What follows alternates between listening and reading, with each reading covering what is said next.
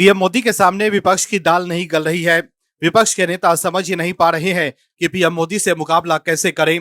इसलिए राहुल गांधी तरह तरह के प्रपंच रच रहे हैं। सत्ता में आने के बाद पीएम मोदी लगातार देश हित में काम कर रहे हैं। पीएम मोदी की वजह से देश आज काफी तेजी से विकास कर रहा है, लेकिन राहुल गांधी सिर्फ बातें बना रहे हैं। जिस भी राज्य में चुनाव होता है वहां जाकर राहुल गांधी एक ही बात कहते हैं कि इस राज्य का मेड इन सामान बिकना चाहिए। जैसे बिहार जाकर राहुल गांधी ने कहा है कि अब मेड इन चाइना नहीं, मेड इन बिहार चलेगा। वहीं जब महाराष्ट्र में चुनाव होते हैं तो महाराष्ट्र जाकर राहुल गांधी कहते हैं कि अब मेड इन चाइना नहीं, मेड इन महाराष्ट्र चलेगा। वहीं जब मध्य प्रदेश में चुनाव होते हैं तो राहुल गांधी मध्य प्रदेश जाकर कहते हैं कि अब मेड इन चाइना नहीं, मेड इन मध्य प्रदेश चलेगा। दर्शकों, कांग्रेस जब सत्ता में थी तब काम के नाम पर तो कांग्रेस ने कुछ नहीं किया, लेकिन अब जब विपक्ष में है तो बड़ी बड़ी बातें कर रहे हैं। लेकिन अब ऐसी बात बाहर आई है जिससे कांग्रेस की पोल खुल गई है। इसके साथ ही राहुल गांधी की भी चिंता बढ़ गई है। क्या है खबर, बताते हैं आपको इस रिपोर्ट में। दर्शकों, बिहार में चुनाव प्रचार के दौरान राहुल गांधी वोट चोरी का आरोप लगा रहे हैं, लेकिन वोट चोरी के आरोप को लेकर वो बैकफुट पर नजर आ रहे हैं। दरअसल बीजेपी नेता और केंद्रीय गृह मंत्री अमित शाह ने पटना में एनडीटीवी के कार्यक्रम के मंच से कांग्रेस पार्टी और उसके नेता राहुल गांधी पर तीखा हमला बोला है। वोट चोरी जैसे मुद्दा उठा रहे राहुल गांधी को आड़े हाथे लेते हुए अमित शाह ने आरोप लगाया है कि वो संसद में गंभीर मुद्दों पर बोलने से बचते हैं और जब उनके बोलने का टाइम होता है तो वो विदेश में होते हैं।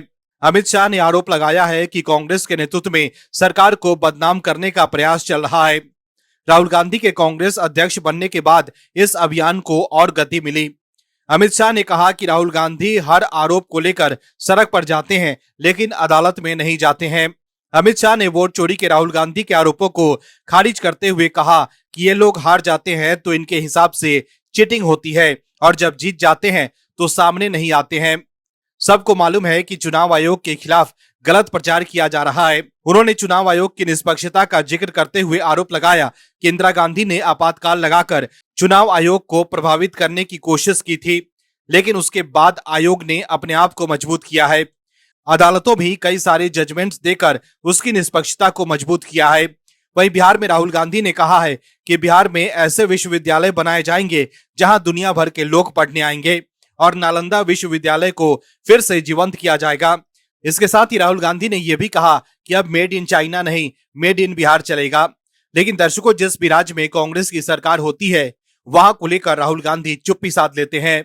वहीं पीएम मोदी पर निशाना साधते हुए राहुल गांधी ने कहा है कि जिस दिन जनता को समझ में आ जाएगा कि प्रधानमंत्री मोदी और अडानी पार्टनर हैं, उस दिन खेल खत्म हो जाएगा। दर्शकों, अडानी का राग राहुल गांधी काफी लंबे वक्त से अलाप रहे हैं, लेकिन अब तक उनकी दाल नहीं गल पाई है। वहीं पीएम मोदी से राहुल गांधी इतने तिलमिलाए हुए हैं कि उनके खिलाफ विवादित बयान दे रहे हैं, लेकिन राहुल गांधी एक बार फिर कानूनी झंझट में फंस गए हैं।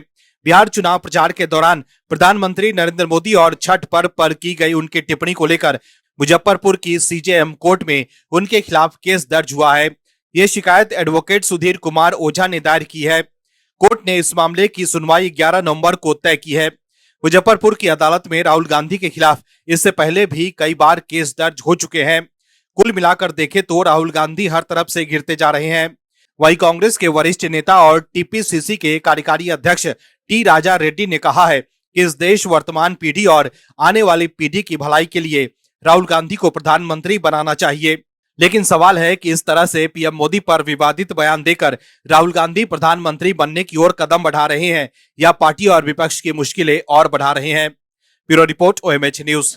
आप दर्शकों से विनम्र निवेदन है कि चैनल को सब्सक्राइब जरूर करें